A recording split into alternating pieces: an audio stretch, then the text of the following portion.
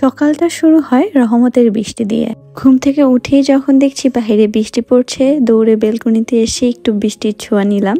আর চিন্তা করতেছিলাম আজকে একটা দাওয়াত আছে, তো সেখানে যেতে হবে। তাড়াতাড়ি করে রেডি হলাম, কারণ আমার একটু কাজ আছে নিউ মার্কেটের দিকে। আমার কিছু ডেলিভারি পার্সেল ছিল, সেগুলো কুরিয়ার অফিসে দিতে হবে, এবং তার সাথে সাথে কুরিয়ারে কিছু পেমেন্ট সংক্রান্ত কাজ ছিল। একবারে দাওয়াতের জন্য রেডি হয়ে নিলাম, যাতে করে দ্বিতীয়বার বাসায় না আসতে হয়। আর এখন ঢাকায় যে পরিমাণ জ্যাম, সেজন্য আগে আগে বের হলাম। আর বের হয়ে দেখলাম যে হালকা যে বৃষ্টি পড়ছে, আর বৃষ্টির মধ্যে ঘুরতে আমার খুবই ভালো লাগে। তখন অলমোস্ট 3টা বাজে, আর আকাশ এত স্নিগ্ধ ছিল যে আমি বারবার আকাশের দিকে তাকাচ্ছিলাম। মাশাআল্লাহ বলতেই হয়। এরপরে চলে গেলাম মেট্রো স্টেশন, কারণ আমার গন্তব্য মিরপুর 11। আর মিরপুর যেতে হলে আমার অবশ্যই মেট্রো ইউজ করতে হবে। আর সেদিনের দাওয়াতটা ছিল আমার ইউনিভার্সিটির, আমার ডিপার্টমেন্টের ইফতার পার্টির দাওয়াত। আর এখানে আমার টিচাররা সবাই বসেছিল, আর সাথে আমাদের অনেক স্টুডেন্টরা বসেছিল। সবাই আড্ডা দিচ্ছিল, গল্প করছিল।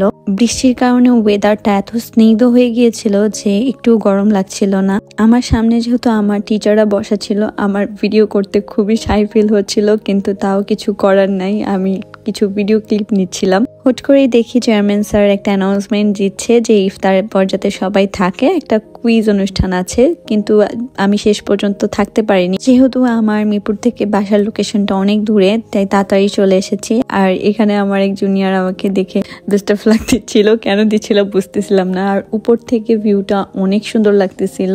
ওই দিন যেতে যেতে আমার ইফতারের হয়তো 20 মিনিট আগ মুহূর্তে আমি ওখানে গিয়ে পৌঁছেছিলাম, তাই ওখানে অত ভালো কোনো ছবি বা ভিডিও ক্লিপ নিতে পারিনি, তাই একটা জুনিয়র থেকে এটা নিলাম। অনেকে হয়তো লোকেশন জিজ্ঞেস করতে পারেন, লোকেশনটা মিরপুর 11 মেট্রো স্টেশনের সাথে স্কাই মুন রেস্টুরেন্ট।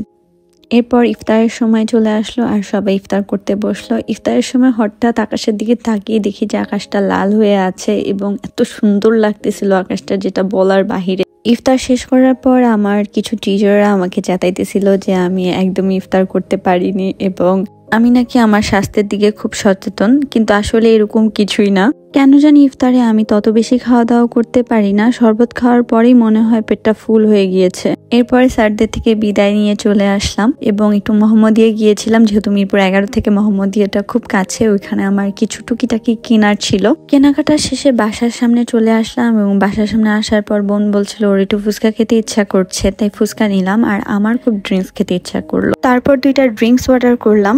বোন নিয়েছিল স্ট্রবেরি উইথ বাবলস, আমি নিয়েছিলাম চকলেট উইথ বাবলস। এই জায়গায় ড্রিঙ্কস গুলো এত মজা যে এখানে আসলে এই ড্রিঙ্কসটা আমরা মিস করি না। তারপর একটা রিক্সা নিয়ে 2জন ড্রিঙ্কসটা এনজয় করতে করতে বাসায় চলে আসলাম। Thanks for watching, do follow me more.